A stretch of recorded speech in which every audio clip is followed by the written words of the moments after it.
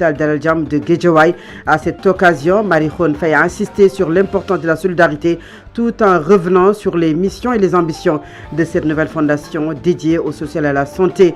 Vous l'entendrez dans ce journal. Et puis le CEDEPS, Conseil national des diffuseurs et éditeurs de presse du Sénégal, fustige les modalités de distribution du Fonds d'appui au développement de la presse. À cette occasion, Maïmouna Ndour Faye a annoncé le dépôt d'une plainte contre le ministre de la Communication, des Télécommunications et du Numérique, et cela devant les tribunaux et à l'OFNAC. Au même moment, le Conseil constitutionnel valide l'essentiel de la loi sur le Conseil national de régulation des médias, tout en censurant des mesures jugées attentatoires à la liberté de la presse et paralysie également dans le secteur de la santé. Le collectif Andegessem est en grève de 112 heures depuis hier. Le collectif entend accentuer la pression sur l'État pour obtenir le respect des accords conclus avec les travailleurs de la santé. L'Inter, le sport et la revue de la presse mettront un terme à cette édition.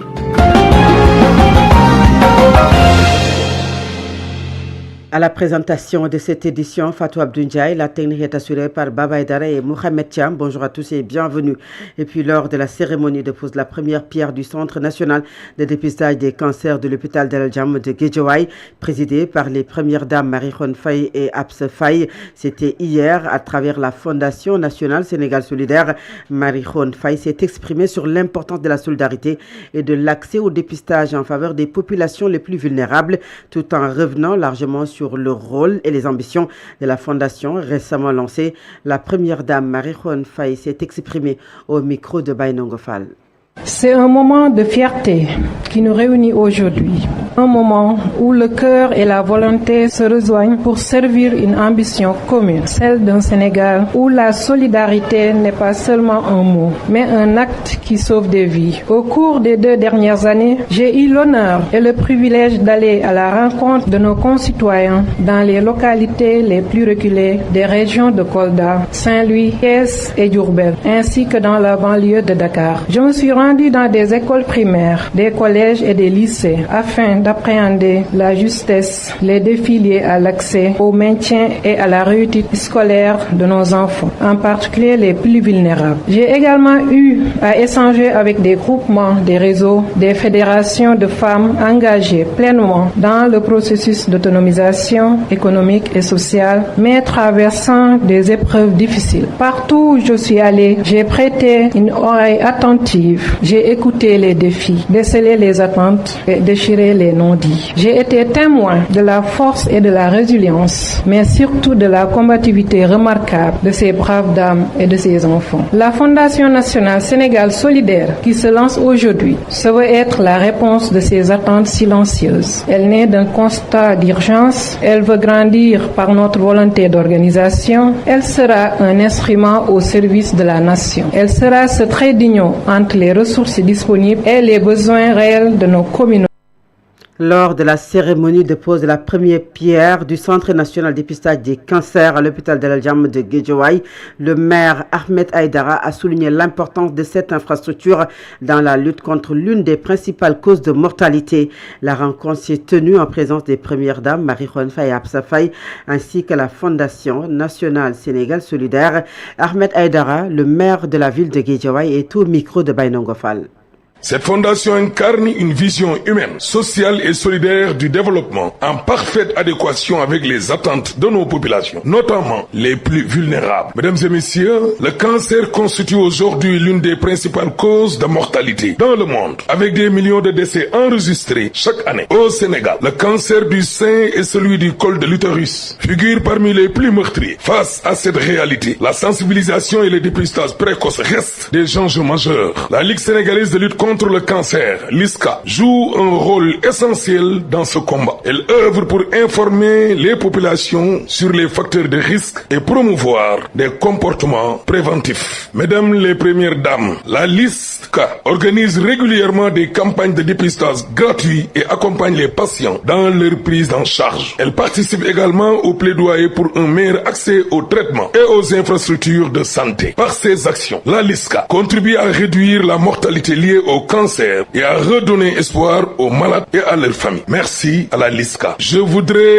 également adresser mes vives félicitations aux premières dames de la République pour leur engagement remarquable aux côtés de cette noble cause. Leur implication témoigne d'une sensibilité sociale forte et d'un leadership inspirant en faveur de la santé et du bien-être des populations. Mesdames et messieurs, la réalisation de ce centre de dépistage constitue une avancée majeure dans la lutte contre le cancer.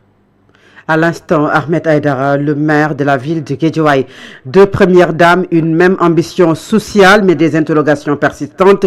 Les initiatives de Marikhone Faye Absa Faye, récemment mises en lumière à l'hôpital d'Al-Jam de Guédiawaye, relancent le débat sur le rôle et les limites de l'engagement des épouses présidentielles et aussi sur la création des fondations, nous dit Mariam Sodendiaye. Depuis l'arrivée au pouvoir du chef de l'État, les deux premières dames ont multiplié des actions à caractère social. Marikhone Faye s'est notamment illustrée par des distributions de vivres et de matériel médical dans son village natal de Ndiaganiao. De son côté, Absa Faye a effectué une visite remarquée à la pouponnière de Mbour avec l'ambition d'étendre ce type de structure à l'échelle nationale. Si ces initiatives ont été largement saluées pour leur portée humanitaire, elles n'en demeurent pas moins critiquées. Plusieurs observateurs pointent du doigt un manque de cadre institutionnel ainsi qu'un déficit de transparence dans la gestion et l'organisation de ces actions. Ce débat intervient dans un contexte marqué par un événement inédit, la présence simultanée des deux premières dames lors de la cérémonie de pose de première pierre au Centre national de dépistage des cancers à l'hôpital d'Al-Jam. À cette occasion, Absa Faye et Marikhone Faye ont officiellement lancé leurs activités de la Fondation nationale Sénégal solidaire, une initiative dédiée à l'accompagnement des populations vulnérables à travers le pays. Cette apparition conjointe, une première depuis l'arrivée et l'entrée en fonction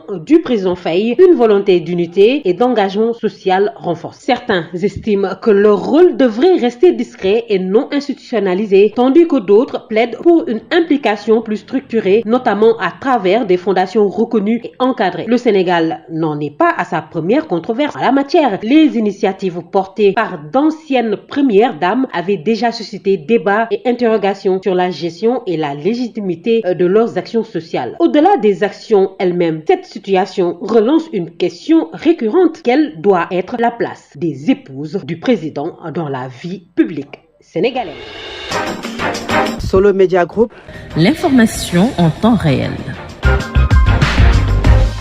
7h est passée de 9 minutes. Vous écoutez le journal sur la 90.7 à Dakar. Vous nous écoutez également sur la 96.1, c'est également à Dakar.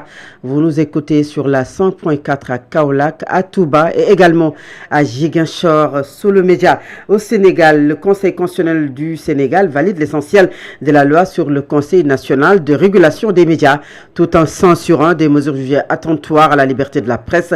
Une décision d'équilibre entre la régulation et la protection des droits fondamentaux. C'est un récit de Mam Sornadramé.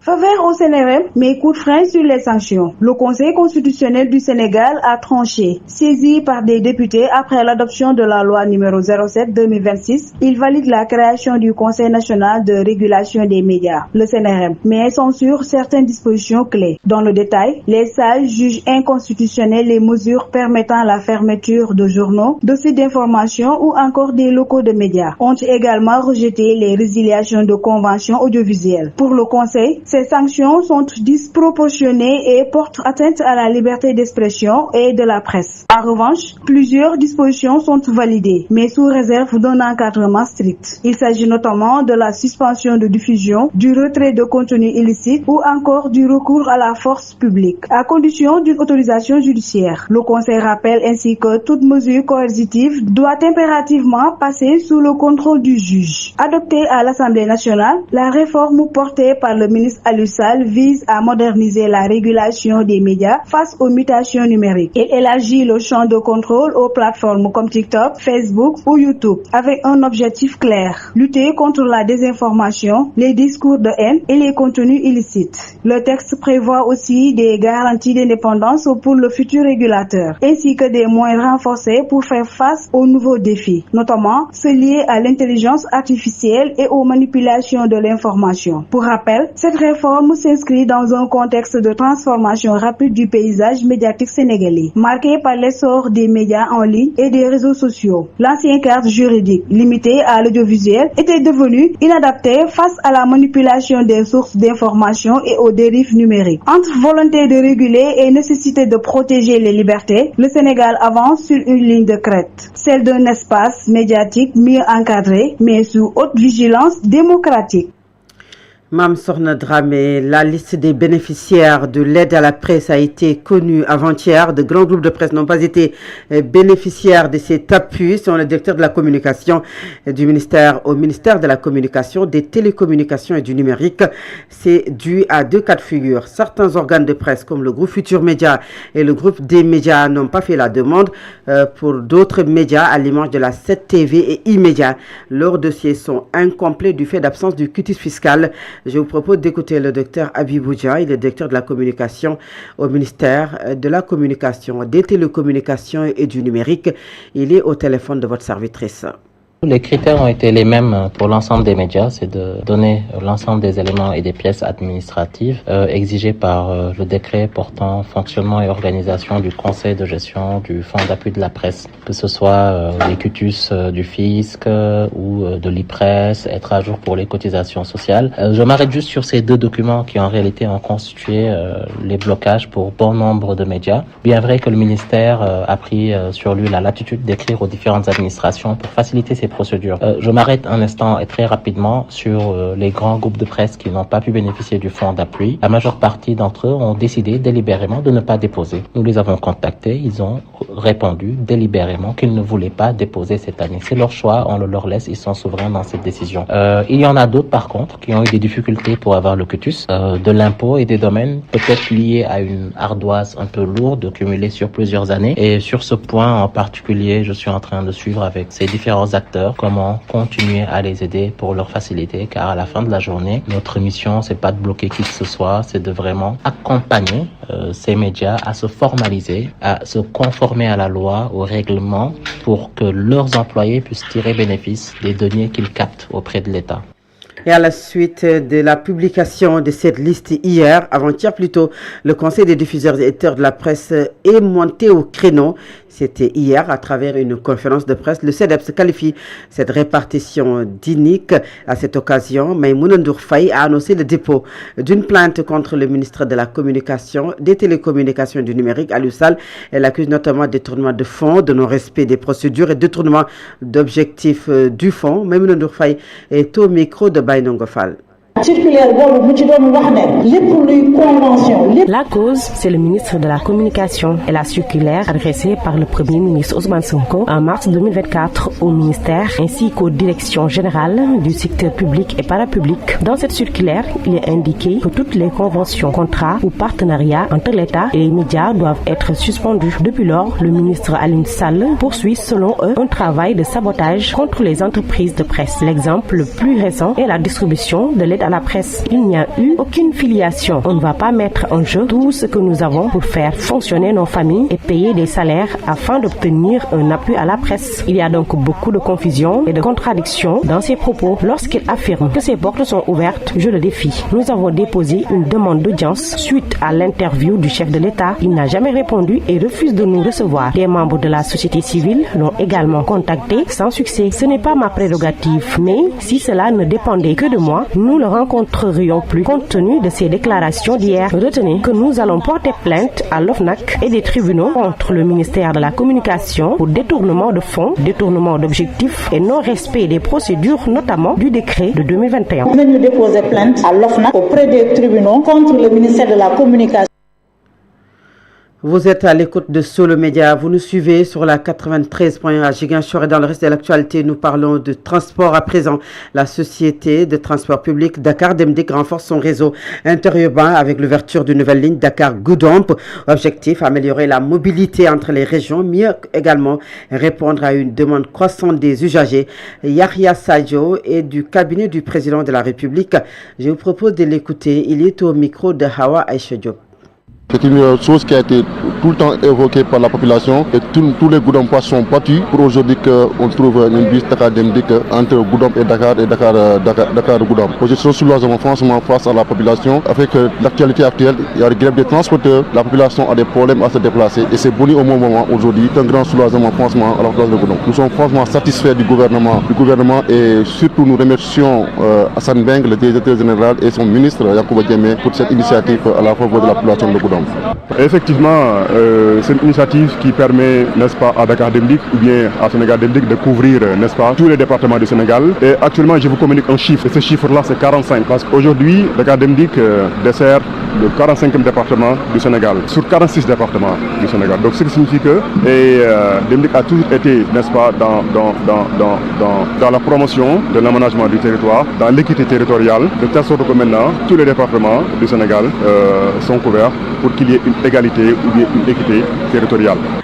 Alors, grève dans le secteur de la santé, le syndicat And Gueusseum a annoncé le lancement de son 9e plan d'action marqué par une grève de 112 heures. C'était hier et puis ça continue jusqu'à demain. Le collectif entend accentuer la pression sur l'État pour obtenir le respect des accords conclus avec les travailleurs de la santé. Je propose d'écouter Issa Gueye. Il est le secrétaire général administratif national de And Gueusseum. Il est au micro de Sira Béatrice Ndion. Devant le mutisme et le pourrissement de l'État du Sénégal, nous avons opté de continuer la radicalisation que nous avons débutée depuis le 7e plan d'action. Alors, le 9e plan d'action s'articule autour de 3 points. Le premier, c'est le boycott des supervisions, mais aussi des réunions autour de la structure sanitaire. Le deuxième point, des tournées de mobilisation au niveau départemental par le secrétaire général de région. Et le troisième point, c'est des grèves cycliques de 3 jours, de 72 heures, durant tout le mois d'avril. Les premières journées de grève commencent 8 avril et se termineront le 10 avril avec une évaluation le 11. Donc ces grèves concernent toutes les structures sanitaires du Sénégal et se feront en service minimum, mais bien entendu avec un respect des urgences. Parlons de la prédation foncière à Mbour 4. Il est loin de connaître son épilogue. Les prédateurs fonciers continuent de manœuvrer pour accaparer des terres en toute illégalité, a fait savoir Samba Sarr, agent d'assistance aux victimes de prédation foncière dans la localité. Il interpelle le gouvernement à matérialiser le concept Jubal Jubanti afin de traquer ces personnes tapis dans l'ombre. Je propose d'écouter Samba Sarr. Il est au micro d'Ibrahim Khalil Djema. Et je crois que le plus grand problème au niveau du foncier, je peux même dire Sénégal, le problème de Mbour 4 en fait partie. Tout le monde avait pris conscience de la levée, de ce que le président Macky Sall avait fait pour Mbour 4 durant son règne, durant la fin de son mandat, jusqu'à déclassifier ce site. Mais apparemment, les problèmes demeurent. Parce que les prédateurs fonciers sont toujours là. Ce n'est pas une question de régime, c'est une question d'attitude. Ce sont les hommes. Est-ce que les hommes et les femmes ont changé leur habitude, leur façon de faire par rapport au régime passé? Mais le problème foncier de Mbour 4 est que il y a des ayants droit qui ont occupé, qui avaient acheté ces parcelles depuis 1999. Mais à ma grande surprise, quand j'ai mené mes enquêtes, je suis allé jusqu'à la DESCOS. Mais il s'est trouvé qu'il y a un fonctionnaire de l'État qui travaille aux impôts et domaines, qui a un titre de propriété sur une parcelle d'autrui. Et pour éclaircir, les ayants droit premiers de Mbour 4, moi, les occupants, ceux qui habitent. Deuxièmement, moi, ceux qui ont mis leur peine sur leur terrain. Donc, il n'y a pas... Quelqu'un qui dispose d'un titre, il dispose de ce titre-là tout récemment. Il ne l'a pas acheté. Parce que ce n'est pas un quartier loti. Où avant d'acheter ou de mettre ta maison, on te donne ton papier.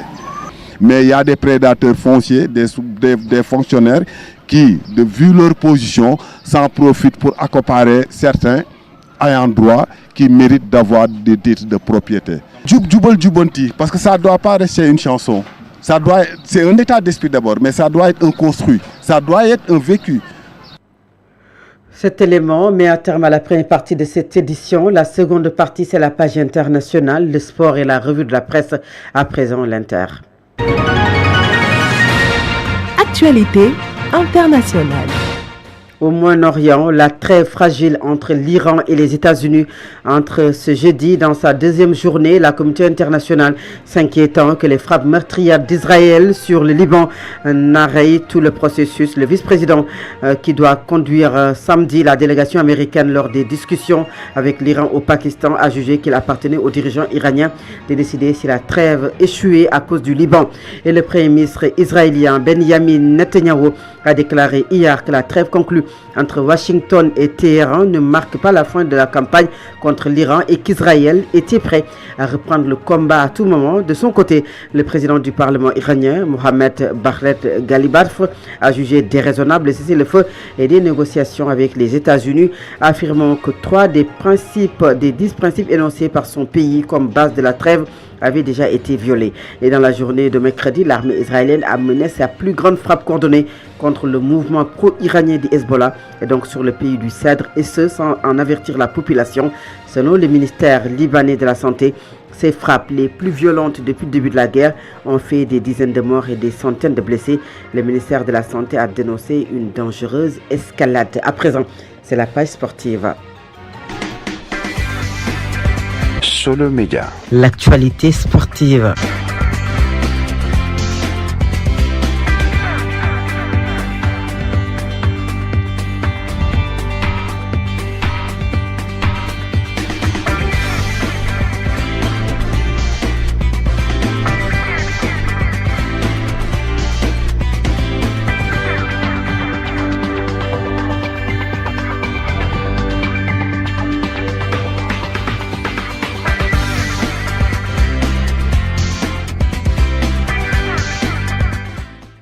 Sur Solo Média, le matin, c'est l'affaire d'Al-Amin Senghor. Al-Amin, bonjour. Merci, bonjour à vous Fatou Abdiaye, bonjour à toutes et à tous. Nous parlons d'abord de la visite du président de la Confédération africaine de football, Patrick Motsepe. Vous le savez, a fait une journée hier au Sénégal où il a été d'ailleurs accueilli par le président de la République. Nous reviendrons sur ça, mais sachez qu'avant cela, le président de la Confédération africaine de football a tenu une conférence de presse. À l'occasion de cette conférence de presse, Patrick Motsepe a été interpellé sur véritablement une question essentielle. Qui est le champion d'Afrique ? Est-ce le Sénégal ou le Maroc ? Patrick Motsepe est revenu justement donc sur la réponse de cette question. Selon lui, la médaille d'or a été remise à Sadio Mané et à Kalidou Koulibaly. En revanche, il est important de rester justement donc et de respecter les lois et les règlements. Je vous propose d'écouter le patron de la Confédération africaine de football, Patrick Motsepe.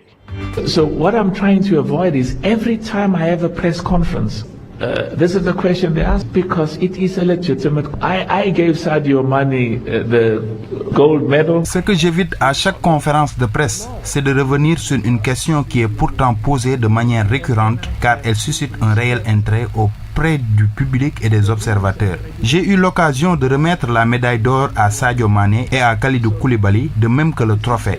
J'ai également donné une prime de 10 millions de dollars à Sadio Mané, mais je tiens à rappeler que toutes ces décisions ont été prises dans le strict respect de la loi et des règlements en vigueur. Je suis tenu en tant que responsable de respecter rigoureusement les textes et les procédures. À ce titre, une décision avait été déjà prise en amont par la commission disciplinaire de la CAF. Il est important de préciser que le président de cette commission est un Sénégalais. Lors de nos échanges, il m'a confié « Monsieur le Président, je suis Sénégalais et je suis très fier de vous. » I'm very proud of you.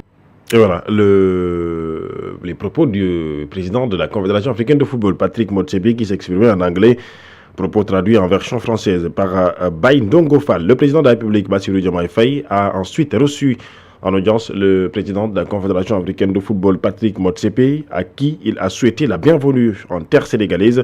Les échanges entre les deux présidents, le chef de l'État sénégalais Bassirou Diomaye Faye et Patrick Motsepe, ont été francs, approfondis et ont permis d'aborder l'ensemble des sujets liés à la situation récente sans qu'aucune question ne soit élucidée ou éludée.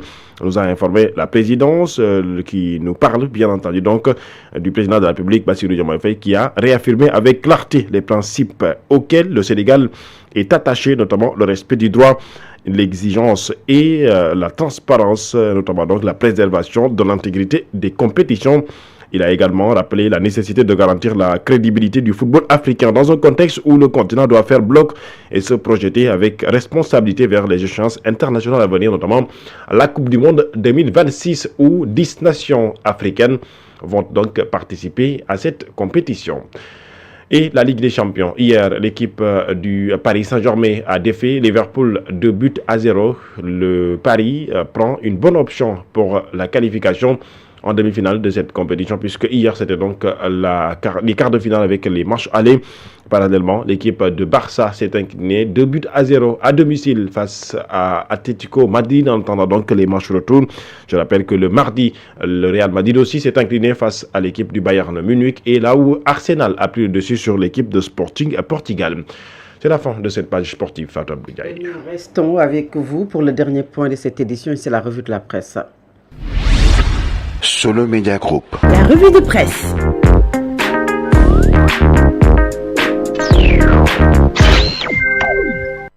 Bonjour. Des sujets multiples et variés évoqués par des quotidiens ce jeudi matin. Le journal Solo revient sur la répartition de l'aide à la presse par le ministre de la Communication, le CEDEPS, qui annonce saisir l'OFNAC, qualifiant de cette distribution inique du Fonds d'appui et de développement de la presse